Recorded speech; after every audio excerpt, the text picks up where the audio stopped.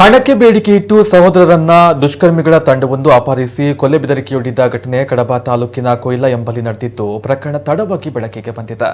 ಜನವರಿ 19ರ ರಾತ್ರಿ ಈ ಘಟನೆ ನಡೆದಿದ್ದು ಅಪಹರಣಕ್ಕೆ ಒಳಗಾದಂತಹ ಸಹೋದರರಲ್ಲಿ ಓರ್ವ ಪುತ್ತೂರಿನ ಖಾಸಗಿ ಆಸ್ಪತ್ರೆಗೆ ದಾಖಲಾದ ಹಿನ್ನೆಲೆಯಲ್ಲಿ ಘಟನೆ ಬೆಳಕಿಗೆ ಬಂದಿದೆ.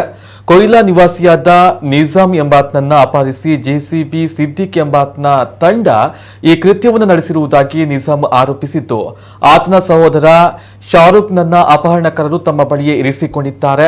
10 ಲಕ್ಷವನ್ನ ನೀಡಿದ್ರೆ ಶಾರುಖ್ ಅನ್ನ ಬಿಡುಗಡೆಗೊಳಿಸುತ್ತೇವೆ, ಇಲ್ಲದೆ ಹೋದಲ್ಲಿ ಕೊಲೆ ನಡೆಸಿ ನೀರಿಗೆ ಎಸೆಯುವುದಾಗಿ ಬೆದರಿಕೆಯನ್ನ ಹಾಕಿದ್ದಾರೆ ಎನ್ನಲಾಗಿದೆ. ಜೆಸಿಬಿ ಸಿದ್ದಿಕ್ನ ತಂಡ ಇಬ್ಬರನ್ನು ಮಂಗಳೂರು ನಗರದ ಮಲ್ಲೂರಿಗೆ ಕರೆದುಕೊಂಡು ಹೋಗಿದ್ದು ಶಾರುಖ್ನ ಪ್ರಾಣ ಅಪಾಯದಲ್ಲಿ ಇದೆ ಎಂದು ನಿಜಾಮ್ ಮಾಧ್ಯಮಗಳಿಗೆ ತಿಳಿಸಿದ್ದಾರೆ. ಘಟನೆಗೆ ಸಂಬಂಧಪಟ್ಟಂತೆ ನಿಜಾಮ್ ಕಡಬ ಪೊಲೀಸ್ ಠಾಣೆಯಲ್ಲಿ ದೂರನ್ನ ದಾಖಲು ಮಾಡಿದ್ದಾರೆ. ಸಿದ್ದಿಕ್ ಜೆಸಿಬಿ ಅವರು ಕಾಲ್ ಮಾಡಿ ನನ್ನನ್ನು ಕರ್ಕೊಂಡು ಹೋದರು. ನಾವು ನಿಜ ನಮ್ಗೆ ಏನು ಗೊತ್ತಿರಲಿಲ್ಲ. ನನಗೆ ಕರ್ಕೊಂಡು ಹೋಗಿ ಸಿದ್ದಿಕ್ ಜೆಸಿಬಿ ಮತ್ತು ಇರ್ಷಾದ್ ಮಠ ಸಾಫಿ ಇವರನ್ನು ಗುರ್ತಾ ಇದೆ, ನನಗೆ ನೋಡಿ ಗುರ್ತಾ ಇದೆ. ಇವರು ಕರ್ಕೊಂಡೋಗಿ ಮಲ್ಲೂರಿಗೆ ಕರ್ಕೊಂಡು ಹೋಗಿ ಬೀಸರೂರಿಂದ ಒಳಗೆ ಹೋಗಿ ಮಲ್ಲೂರಿಗೆ ಆಚೆ ಕರ್ಕೊಂಡು ಹೋಗಿ ಮನೆಗೆ ಹಾಕಿ ಅಲ್ಲಿಂದ 10-15 ಜನ ಇದ್ದರು. 15 ಜನ ಇದ್ದು ಹೊಡೆದಿದ್ದಾರೆ.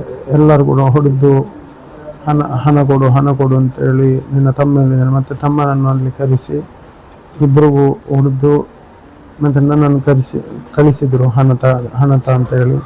ನಾನು ಮನೆಗೆ ಒಂದು ವಿಷಯ ತಿಳಿಸಿದೆ, ಹೀಗೆ ಅಂತ.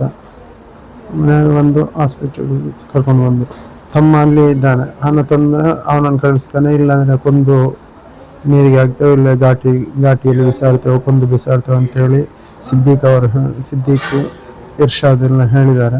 ಮತ್ತು ಅಲ್ಲಿ ಒಂದು 10-15 ಜನ ಇದ್ದರು. ಅವರೆಲ್ಲ ಹೆಸರು ಗೊತ್ತಿಲ್ಲ. ಒಂದು ಫಾರೂಕ್ ಅನ್ಸಾರ್ ಅಂತೆಲ್ಲ ಅಲ್ಲಿ ಅವರೇ. ಪೊಲೀಸ್ ಬಂದು ಇದು ಸ್ಟೇಟ್ಮೆಂಟ್ ತಗೊಂಡು ಹೋದರು.